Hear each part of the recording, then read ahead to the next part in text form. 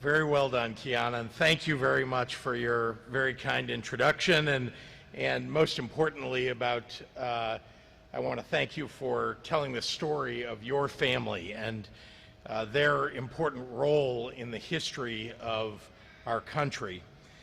I also want to give a big thank you to Dr. Isoye for hosting us here at Niles West for this truly momentous occasion.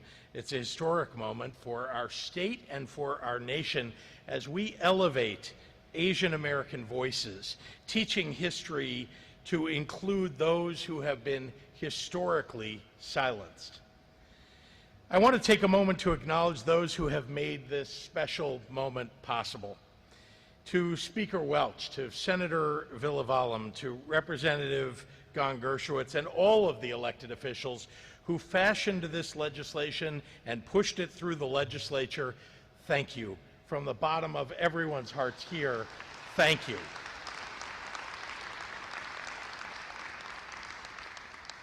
To Grace Pai, to Laura Hoke Prabhakar, to Dr. Ayala, and the countless leaders and advocates who have fought for this and this very special day. Today wouldn't be possible without your vision and your tireless efforts. Together we have transformed the pain of Illinois, and that call to action is real progress. We have taken it to a point where we're genuinely moving this state forward. This isn't the first time that Illinois has been a leader and a pioneer in advancing education and understanding so that we can build a more perfect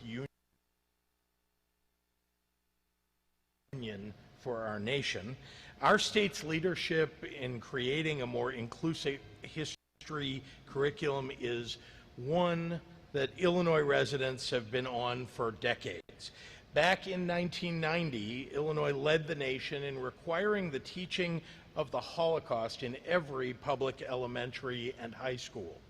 During my very first year in office, I signed legislation that required Illinois schools to include the positive contributions of LGBT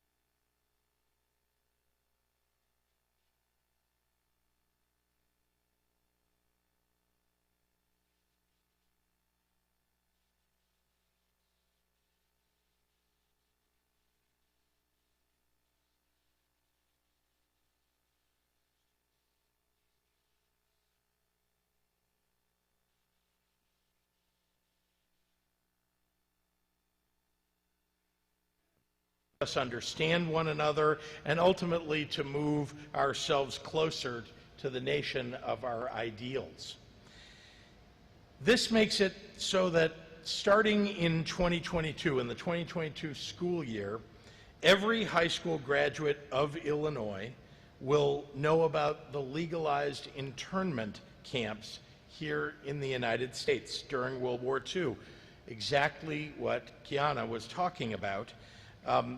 The idea that we were incarcerating and isolating people of Japanese descent, many of whom were U.S. citizens.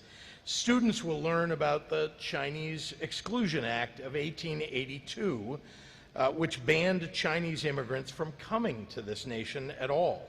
That was around the same time that my own great-grandfather, a Ukrainian Jewish refugee, was allowed in. But, and this is equally important, this is also an opportunity to dive into the rich joys and traditions of the Asian American and Pacific Islander community, whose presence here predates the founding of this nation. Each and every day, I truly am inspired by the promise of the United States of America, and I take seriously my obligation to constantly work to help us be better, to achieve our ideals.